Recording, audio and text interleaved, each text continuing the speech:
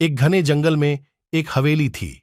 लोग कहते थे कि यहां रात को अजीबोगरीब आवाजें सुनाई देती हैं और कई लोगों ने इसे भूतों की निवास स्थल माना था। एक दिन इस राज का पता लगाने के लिए तीन दोस्तों ने तय किया, वो सभी दूसरे दिन सुबह ही बिना किसी को कुछ बताए जंगल की तरफ निकल पड़े और उस पुरानी हवेली तक पहुंच गए। वहां पहुंचने के बाद उन्हें अजीब सा डर महसूस हुआ और उन सभी ने अपनी नजर इधर उधर दौड़ाई, पर इस घने जंगल में उनके सिवा उन्हें कोई और नहीं दिखा।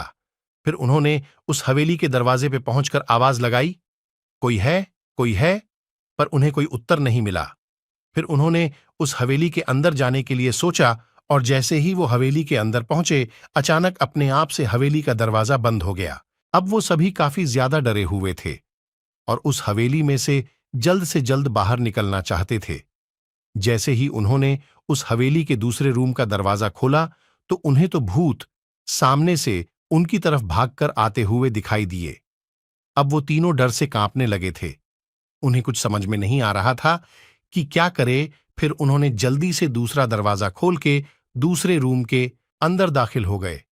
पर उस रूम में पहुंचने के बाद वो क्या देखते हैं कि एक बहुत ही भयानक भूत उस रूम के एक कोने में कुर्सी पे हथौड़ा लेकर बैठा हुआ है। अब ये बच्चे वह बुरी तरह फंस गए थे। उनकी समझ में नहीं आ रहा था कि यहां से बाहर कैसे निकला जाए। तभी उस भयानक भूत ने अपने भरी भयंकर हथौड़े से उन सभी पे प्रहार करना शुरू कर दिया।